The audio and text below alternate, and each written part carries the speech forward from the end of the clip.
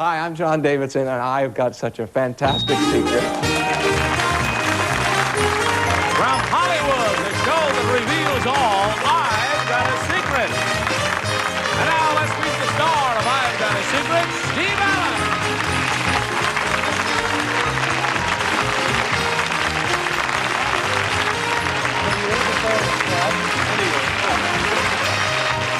Good evening and welcome to I've Got a Secret. I keep forgetting the name of the silly show. Tonight's panelists are funny lady Pat Carroll. Hello. Funny man Henry Morgan. Beautiful bubbly Anita Gillette. And the nimble-tongued ad-lib of Mr. Richard Dawson. That's our panel. Yell out.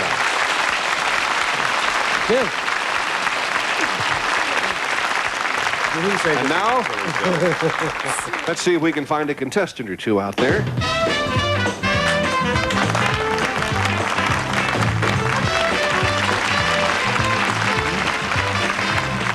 With us, sir, would you tell the panel your name, please? My name is Dan Goodman. And where are you from, Dan? From Mill Valley, California. All right. Panel, Mr. Goodman drives, really, a 1951 automobile that is, pardon me, covered with something you do not normally see on automobiles.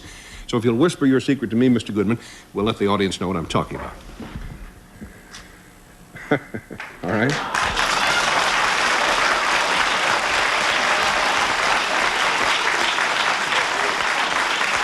I repeat, it is something truly not ordinarily seen on an automobile. We'll start the questioning with Henry Morgan. Mr. Goodman, when Steve says not ordinarily seen on automobiles, naturally I think that you're some kind of a, exhibitionist, are you? Not really. It wouldn't help, as we say. It might help me. Do you get any value out of this covering of your car? In any way?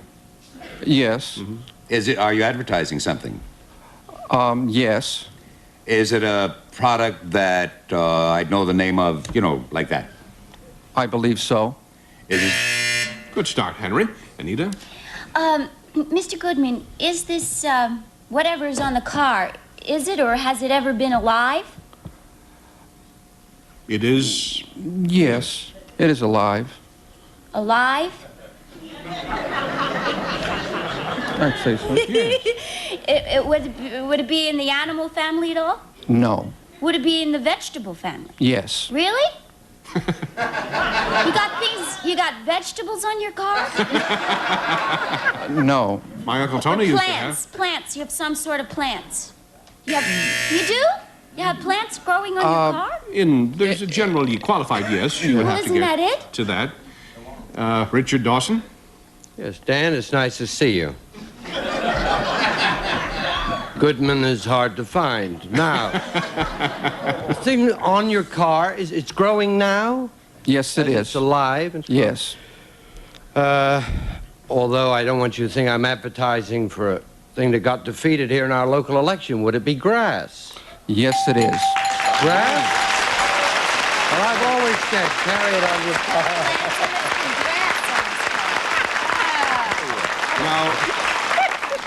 Now, there is a man who really goes on a trip.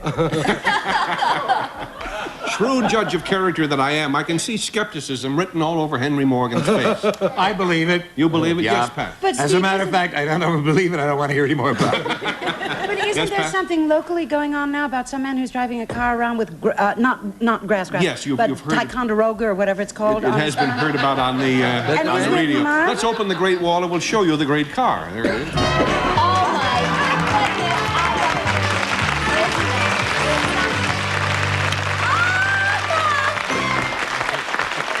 It's not Ticonderoga, it's Dicondra, which is a little bit, it's a cousin of Ticonderoga. How did you get the Dicondra on your car? Well, actually, it's an advertising stunt for ortho, dichondra, weed, and feed.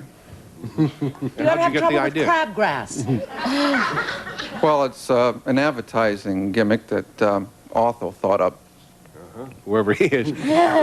Now, this is a real car, and it is driven. What's it like to drive with all this grass all over it? Well, it's noise-free, which is wonderful, but the grass actually adds about 3,000 pounds to the automobile. Oh, my goodness. Heavy, as we say. That's wild. If you ever get hit with a bulldozer, you not only have an accident, you'll get your grass mowed. Right, and they won't have to bury me. The grass will just grow over. Yes, Henry? I have really nothing to say about it. I just want to know how come nobody mentions the flamingo. Well, I have one of those on mine. The girls who wear the flamingos in the Flamingo Club in Las Vegas. What that has to do with our conversation now, your guess is as good as... That's why I didn't ask, Henry, if you must know. Are there any problems? How do you take care of a car like this? Well, there are no problems at all, but when you pull up to a gas station and you want to maintain the car, it takes 2 men to lift the hood. How do you get it to keep on? You know, what do you... It's held on with chicken wire. Yeah, I'll withdraw the question. Thank you. and if you remove it, it use chicken fat. Thank you very much, Mr. Goodman, and we'll be right back. Thank you. I've Got a Secret will continue in just a minute. I'm Ranger Todd Newton. Now, there's nothing like enjoying the great outdoors, but we need to do our part to save the wilderness. Now, there are a lot of charities out there, but I'm here to help save the Whammy. Now, you're probably asking yourself, Todd, what can I do to help save the Whammy? It's simple. Watch Whammy, the all-new Press Your Luck. If you don't watch, Whammy disappears. So please keep watching.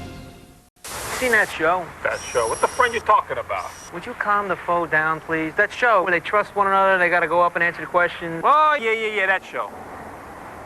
It's a good show. Friend today it is. Hey, watch your mouth. Friend or foe, weeknights at 10:30. Now let's meet our next guest.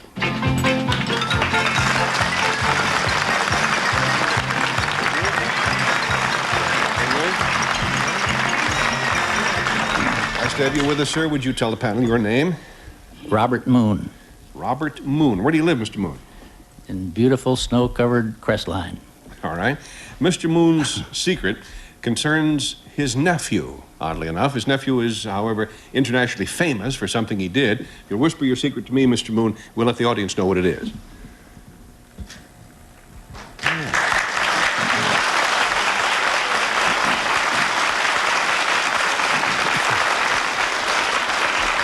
I repeat, the secret involves his nephew, internationally famous for something he did. We'll start with Anita.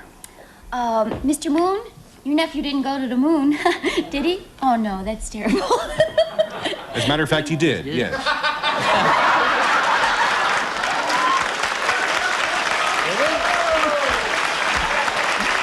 come on, you're kidding me. Mr. Moon's secret is that his nephew walked on the moon, and we're fortunate in having him with us. He's a member of the very first lunar landing mission. Here is former Air Force Colonel and now Dr. Buzz Aldrin.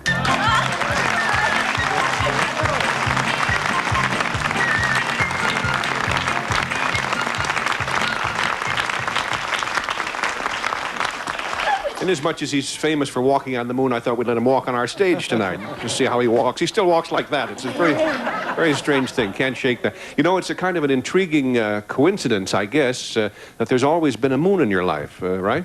Yes, I spent quite a bit of my time out with my uncle and aunt out here in California just before I was an astronaut. Mm-hmm. Have you ever had to put up with any particular kind of guff, Mr. Moon, having a name like Moon? When I was a kid, used to call me Moonshine and Moony and things like that. Yeah. I outgrew worrying about it, though. Well, good for you. The reason, panel, that I called Buzz Dr. Aldrin is that he has a PSD, Doctorate in Sciences, from MIT. PSD stands for?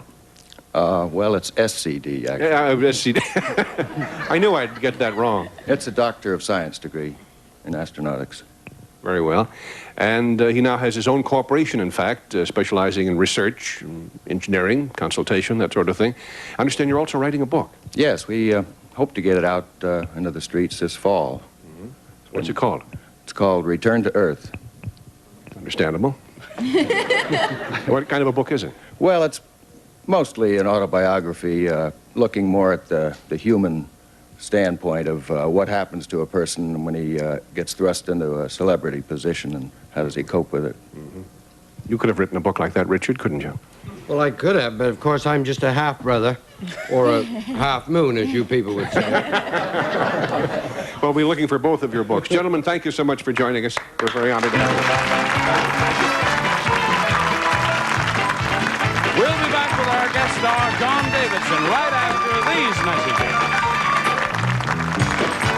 Every Tuesday night, hang out with the Squares, Hollywood Squares. Now, Tuesday is more than just a word that ends in Y. Join Peter Marshall as he hosts Squares Tuesday. Tuesday night from 8 to 10 Eastern, only on Game Show Network. And now let's welcome tonight's guest celebrity, singer, actor John Davidson. Hi, John. See you. That was funny you were to guess that.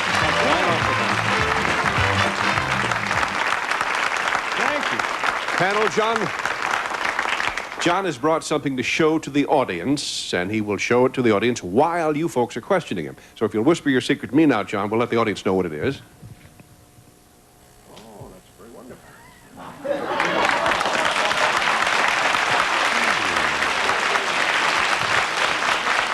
Okay, John, you can actually go right ahead now and start showing what you brought, show that is to the audience at home and the viewers and people here in the studio and everything.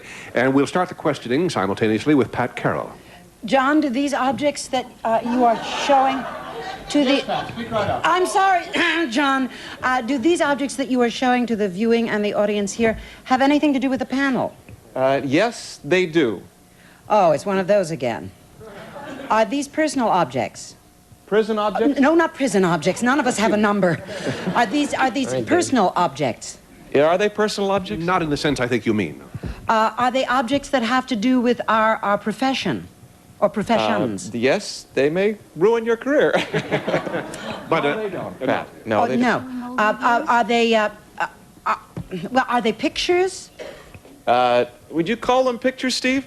Yes, they are pictures, Pat. Are they pictures of us at a younger age? I can't remember that far back. They are indeed pictures of you at a younger age. How young did you mean? Well, like babies. That's it.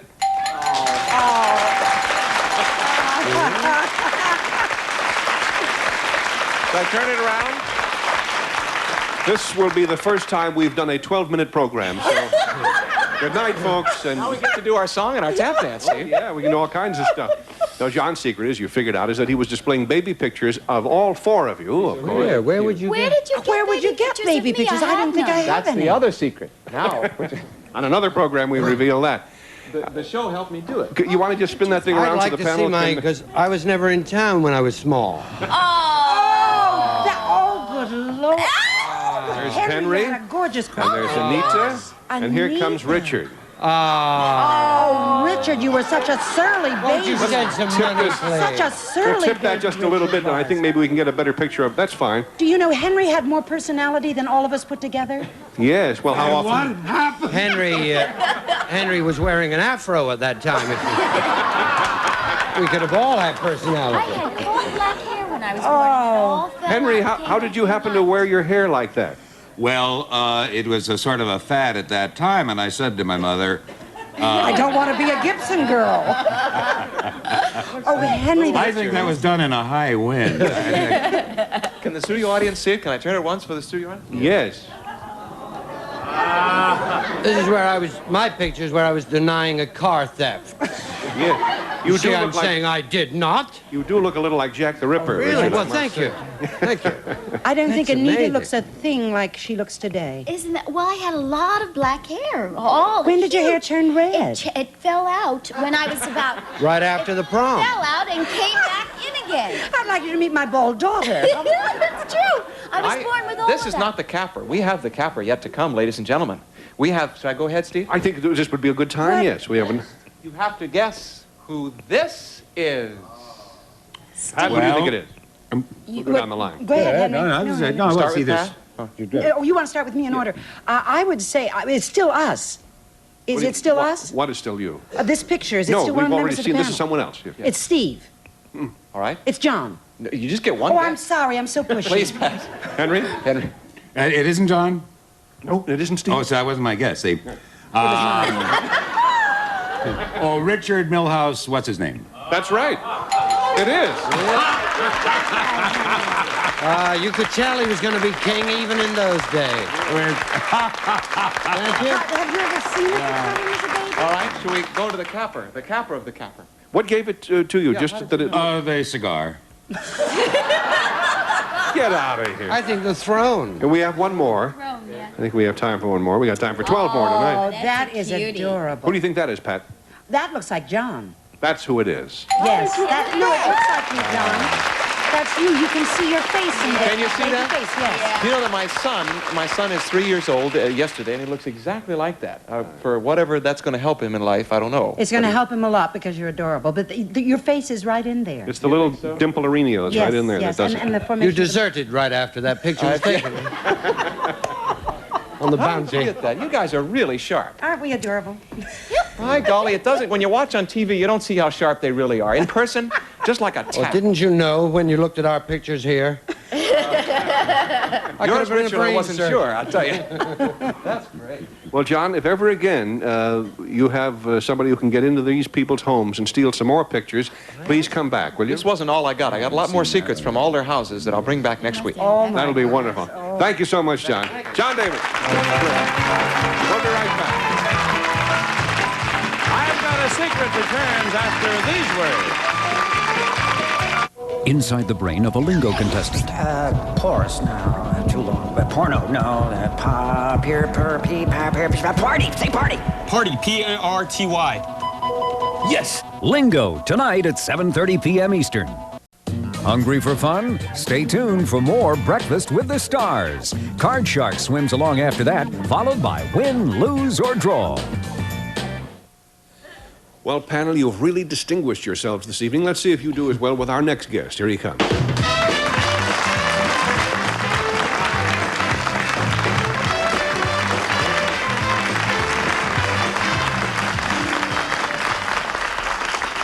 We got you out here a little bit earlier than we thought we would because the panelists have been knocking them off just like that. Would you tell the panel your name, sir? My name is George Oslin. Oslin? And where do you live, Mr. Oslin? In Delray Beach, Florida. Has that been your home for many years? For 3.5 years. I see. And before that, where did you live? New York. All right. Mr. Oslin, panel, has done something quite remarkable. He originated, it's safe to say, a type of musical performance. You might think, when? I'll tell you when. In the 1930s. So if you'll whisper your secret to me, Mr. Oslin, we'll let the audience know just what it was that you originated back in those days. All right.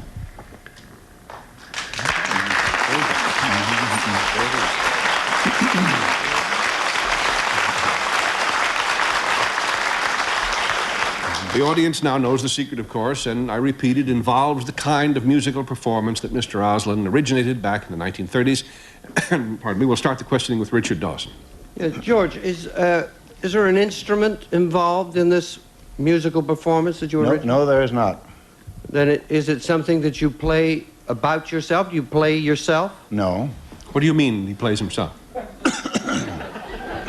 I'll withdraw the question. I didn't know you were going to be tricky about that. I usually get away with that question. You know, they say yes or no, and I carry on. What do I mean? Well, I mean, do you play your head? No. Well, no, you know, I know. Not that. Right? He plays it for everything it's worth. Then you do not play. Now, let me think. It is not an instrument. His head is a blunt instrument. Right. Yeah. I'll tell you what, George. I think I better leave this alone. You know what I mean? I did so well with the grass and everything. I'll see you in Florida, okay? Nothing right. Thank you, Richard. And remember, now then, Pat Carroll. Mr. Oslin, if this kind of musical performing did not involve an instrument, did it involve singing? Yes. A style of singing, like scat singing? Oh, gee. It was a style. Well, no, it wasn't a style, but it involved singing.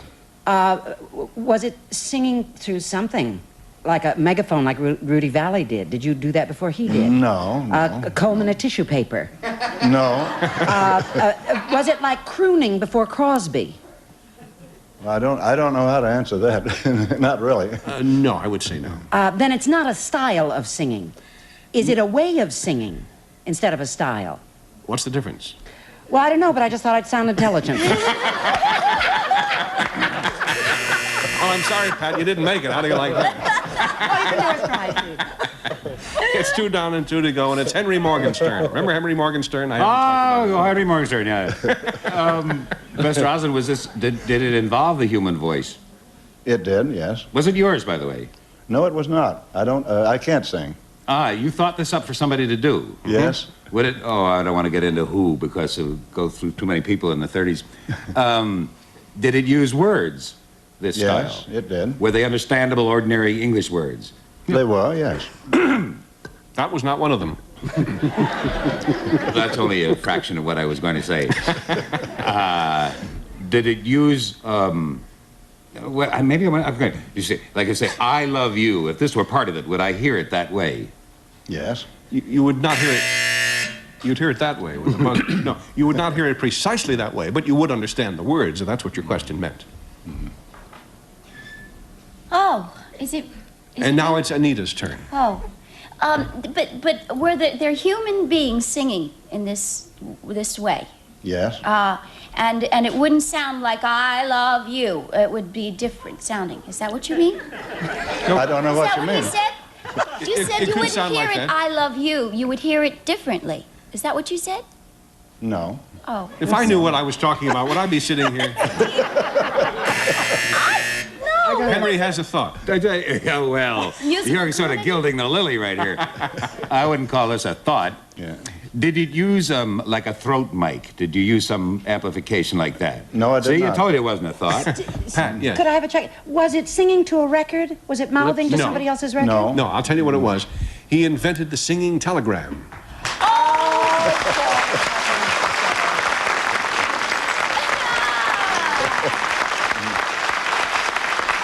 Yes, Richard? George, did you invent the singing telegram? I did. By golly, you've done it again, Richard. Thank you. I got a terrible... now, really, this is... but if I said... if I ask you... You have a real way with language, Henry. And get away with that language. Watch it, I'll go back to coughing. But I said, if the words were "I love you," would I hear them that way? And you said no. No, I said yes, you would. You would not hear them precisely that way. You might hear them, "I love you." Or? I love you. I thought it was something that you did to the voice to make it weird. Now, Anyway, the idea Mr. Oslin invented the singing Yeah, will you tell us how you happened to dream it up? In 1933, people had stopped using telegrams for purposes of greetings because of the fact that so many people attributed telegrams to something bringing bad news. Mm-hmm. And that, of course, was during the depth of the Depression. And our company badly needed that money. So, as the public relations man of the company, I dreamed up the idea of the singing telegram for the purpose of getting people to believe that it was fun to send telegrams and it wasn't something terrible but fun. The net result was that millions of people in the last 40 years have sent singing telegrams and other telegrams for greeting purposes. Well, they're about the only ones that get through. We have run out of time. Thank you very much, sir. Fascinating story and a remarkable achievement. See you all next week. Bye-bye, everybody.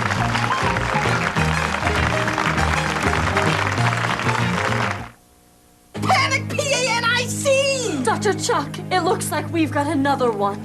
Yes, it looks like another case of lingo. Lingo, L-I-N-G-O! Will the madness never end? I hope not. Lingo, the new word game with Chuck Woolery, starts tonight at 7:30 on Game Show Network. Chuck. C-H-U-C-K. Dr. Chuck.